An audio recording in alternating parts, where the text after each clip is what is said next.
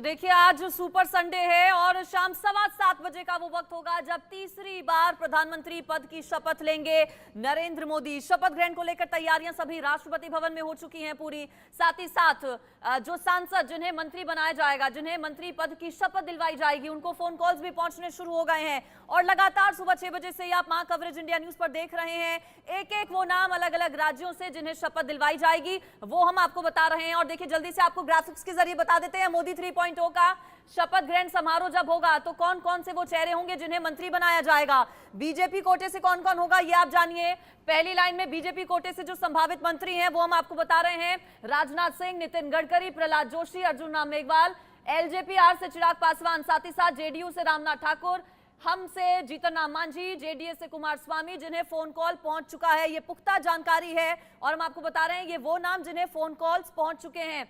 इसके अलावा आरजेडी से जयंत चौधरी और उत्तर प्रदेश अपना दल एस से अनुप्रिया पटेल। ये वो चेहरे ग्राफिक्स के जरिए आप मेरे पीछे देख रहे हैं जिनको फोन कॉल्स पहुंच चुके हैं। बीजेपी कोटे से वही बड़े नाम, बड़े चेहरे देखिए इससे पहले जिन्हें जिम्मेदारियां दी गई थी, यानी कि जो मोदी पार्ट 1 में भी मंत्री थे, पार्ट 2 में भी मंत्री थे और अब मोदी 3.0 में भी बीजेपी के बड़े चेहरे जिन्हें एक बार फिर से बीजेपी की ओर से मंत्री बनाया जाएगा। इसमें बीजेपी से राजनाथ सिंह है, नितिन गडकरी है, प्रहलाद जोशी है, साथ ही साथ अर्जुन राम मेघवाल हैं जो कि मंत्री बनाए जाएंगे। और जैसा कि जानकारी मिली कि बीजेपी जो बड़े प्रमुख विभाग है वो अपने पास ही रखने वाली है। इसमें गृह विभाग, राज्य विभाग, वित्त विभाग शामिल है। इसके अलावा विदेश मंत्रालय भी बीजेपी अपने पास ही रखेगी। रचना अंजलि ने बता दिए हैं वो पुख्ता नाम जिन्हें फोन कॉल पहुंच चुकी है और वो बड़े चेहरे जिन्हें पीएम मोदी के साथ आज शपथ ग्रहण में देखा जाएगा। और मंत्रिमंडल में किन किन चेहरों को जगह मिल रही है उसमें कास्ट इक्वेशन बड़ी बात है, उसमें फीडबैक बड़ी बात है, उसमें डेडिकेशन बड़ी बात है।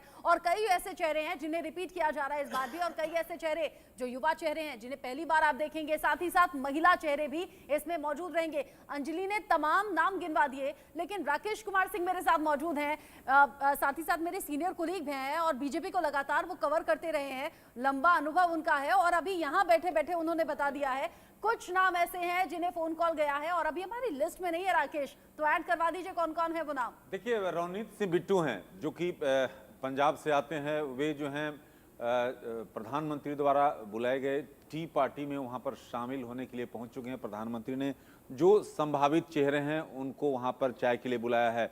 जितिन प्रसाद जो कि उत्तर प्रदेश से जो हैं चुन कर आए हैं, वे भी जो हैं प्रधानमंत्री द्वारा बुलाई गई टी में वे शामिल होने के लिए पहुंच गए हैं। 7LKM प्रधानमंत्री के सरकारी आवास। और दो और चेहरे हैं जो काफ़ी अहम हैं। जिस तरह से अजय टम्टा जो कि उत्तराखंड से आते हैं, वहाँ से किसी और का नाम चल रहा था लेकिन अजय टम्टा जो है वहाँ से बाजी मारते हुए दिख रहे हैं। अभी जो है 7LKM में वो पहुंचे हैं। तमाम बड़े चेहरे के जिक्र। रवनीत बिट्टू का नाम बहुत ज्यादा हैरान कर रहा है। ये तो सरप्राइजिंग एलिमेंट हो गया जो लगातार मोदी की एक आदत कही जाती है। ये कहिए कि पीएम मोदी का चिरपरिचित अंदाज है, सरप्राइज वो जरूर देते हैं। रवनीत बिट्टू भी ऐसा ही नाम है। देखिए सरप्राइज एलिमेंट ही था। जब मेरे पास जानकारी आई तो मुझे लगा कि नहीं अभी थोड़ा सा वेट करना चाहिए।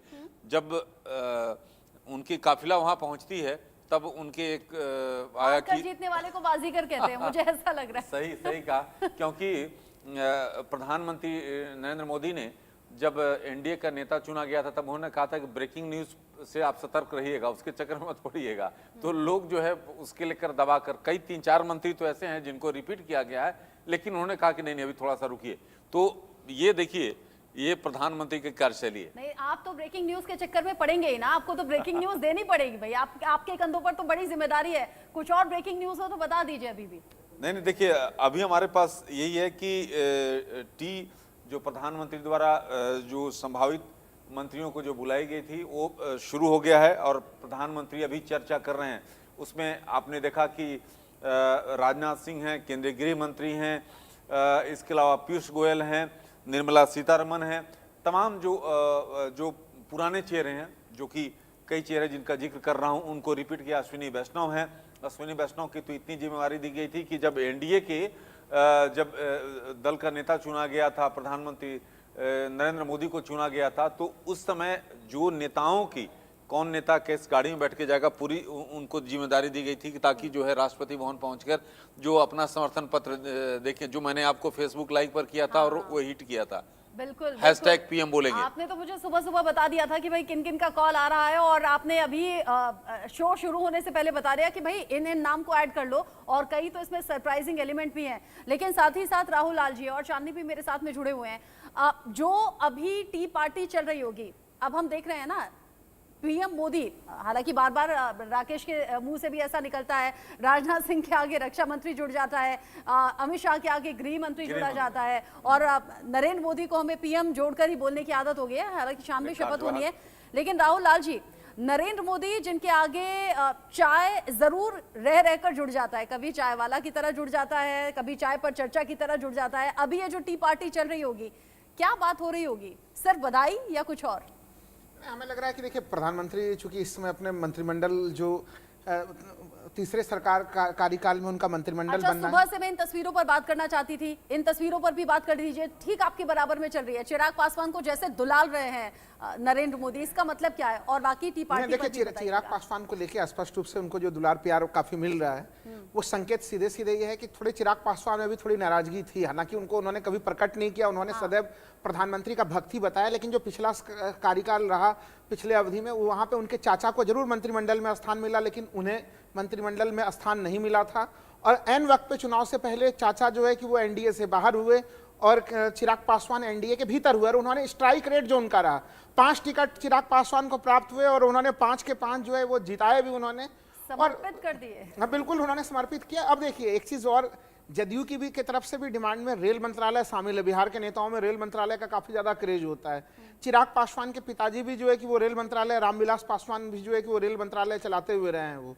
तो ऐसे स्थिति में क्या चिराग पासवान ने भी रेल मंत्रालय की कुछ डिमांड रखी है, या फिर प्रधानमंत्री के दुलार प्यार से ये संकेत मिलता है कि वो उन्हें रेल मंत्रालय उनको देने वाले हैं, या फिर उन्हें किस, चूंकि वो 5 सांसद हैं उनके। इस बात को मुझे लगता है राकेश और ज्यादा डिटेल में बताएंगे, क्योंकि राकेश बता रहे थे नरेंद्र मोदी ने कह दिया ना तो ब्रेकिंग न्यूज के चक्कर में पड़ना, ना अफवाहों के चक्कर में पड़ना, हमने तो भाई ब्रेकिंग यही चलाई थी कि बिना किसी शर्त के समर्थन मिला है सभी पार्टियों की तरफ से। ये कैसी चर्चा कर रहे हैं, रेल मंत्रालय मांग लिया?